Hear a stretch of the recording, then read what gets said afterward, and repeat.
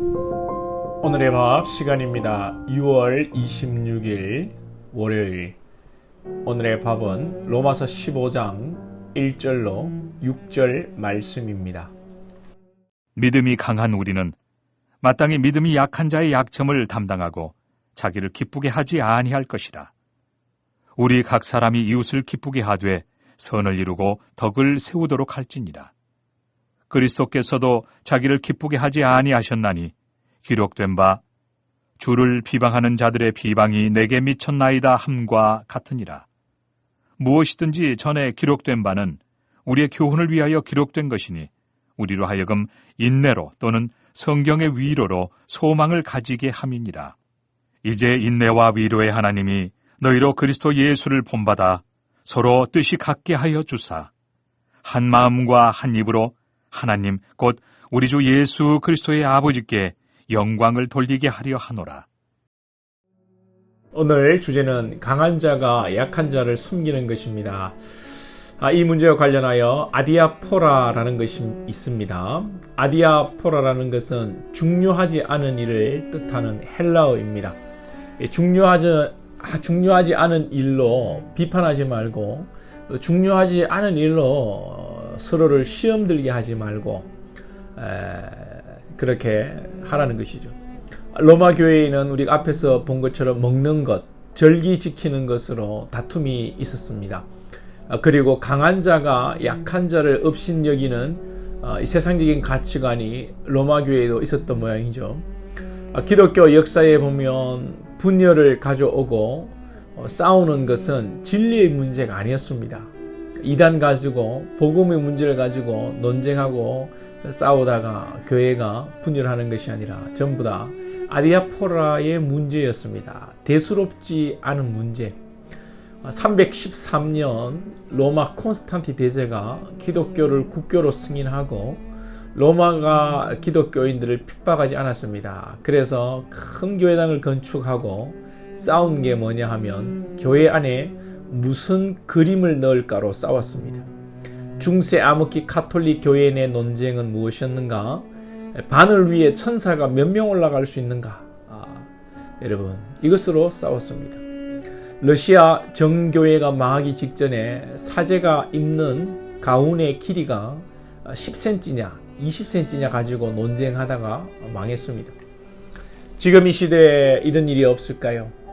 지금도 예배당을 지어놓고 강대상을 나무로 하니 크리스탈로 하니 커튼 색깔은 파랑으로 하니 흰색으로 하니 싸우다가 분열이 일어납니다. 이 모든 것이 아디아포라 문제입니다. 강한 자가 약한 자를 숨기려 하면 먼저 상대를 잘 진찰하고 분석해야 합니다. 환자가 독감인데 암이라고 진단하고 암인데 단순 감기라고 진단하면 사람이 여러분 죽습니다. 마찬가지로 우리가 상대를 잘 진단해야 숨길 수 있죠. 상대방이 신앙이 초신자인데 성숙한 신앙으로 생각하고 대했다가 약한 자가 튕겨나가는 것입니다. 아니, 이 정도도 이해 못하나? 예, 내 이해 못합니다. 상대방은 이 정도도 이해 못하는 신앙이에요. 그걸 판단하지 못하니까 강한 자나 약한 자나 다 나자빠지는 것입니다.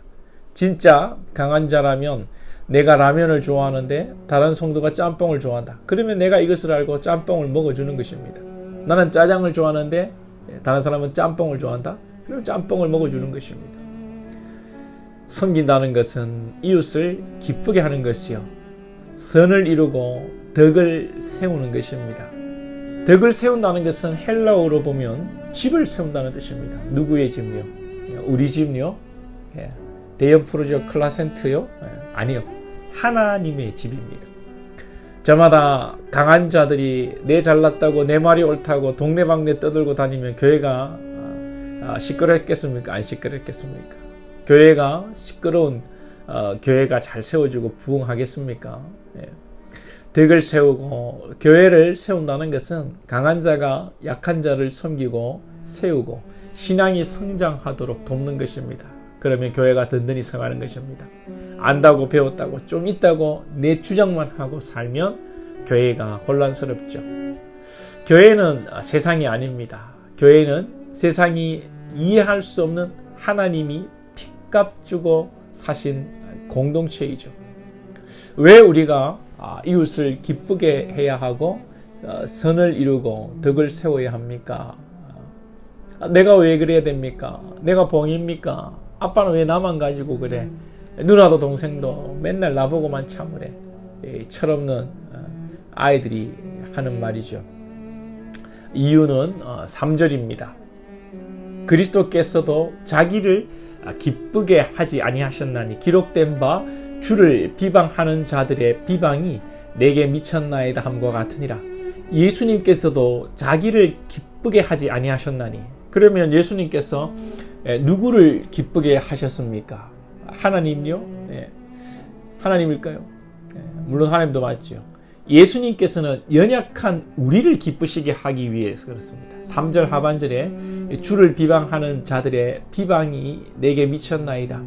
예수님께서 예수님을 비방하는 자, 즉 허물로 얼룩진 우리 인생을 위해서 예수님께서 우리를 살리시고 우리를 기쁘시게 하시기 위해서 그랬습니다. 그리고 예수님은 십자가에 죽으시고 부활하셨죠. 예수님께서 당신의 인생을 위해 사신 분이 아니셨습니다. 많은 사람들이 찾아와 인기를 누릴 때에도 제자들에게 오히려 한적한 곳을 가자고 하셨고 기도의 자리로 가셨습니다. 사람들이 이스라엘의 왕으로 옹립하고자 할 때 거절하시고 십자가의 길을 걸으시고 우리를 위해, 우리를 살리시기 위해 십자가의 죽음을 택하시고 하나님 아버지 뜻에 순종하셨습니다. 예수님이 이렇게 하지 않으셨다면 우리는 지옥의 영원한 형벌 속으로 떨어지는 것이죠. 이사야 53장 말씀에 그가 찔림은 우리의 허물을 인하며 그가 상함은 우리의 죄악을 인함이라. 그가 징계를 받음으로 우리가 평화를 누리고 그가 채찍에 맞음으로 우리가 나음을 입었도다. 우리는 다 양 같아서 그릇 행하여 각기 제 길로 갔거늘 여호와께서는 우리 무리의 죄악을 그에게 담당시키셨도다. 믿음이 강한 자가 약한 자를 섬기고 기쁘게 하는 이유는 먼저 주님께서 약한 나를 그렇게 하셨기 때문입니다. 그리고 시편에서 이미 예수 그리스도가 우리를 위해 기쁘시게 하기 위해 주님을 비방하고 삼킨다는 것이 예언되어 있습니다. 그 말씀대로 예언의 성취가 이루어졌습니다. 우리에게 소망은 말씀대로 그대로 이루어진다는 것입니다. 그러니 우리가 예수를 본받아 서로 뜻이 같게 하여 하나님께 영광을 돌리는 것입니다. 우리 이 안에서 오늘도 하루 소망 있는 복된 날 되시고 여러분보다 연약한 성도들을 잘 섬기시고 교회를 세워가는 복된 주의 백성들 되기를 축복합니다. 기도드리겠습니다. 하나님 아버지, 우리에게 큰 믿음을 주시고 큰 믿음의 용사로서 믿음이 약한 자들을 잘 섬기며 이해하고 관용하고 또 품을 수 있는 큰 넓은 마음 되게 하셔서 우리 예수님을 닮아 많은 사람들을 살리는 축복의 통로들이 되게 하여 주옵소서. 한 주간의 삶 가운데 주님 역사하시고 하나님 모든 것을 믿음으로 이겨낼 수 있도록 우리 권속들 지켜 주시옵소서. 예수님의 이름으로 기도하옵나이다. 아멘.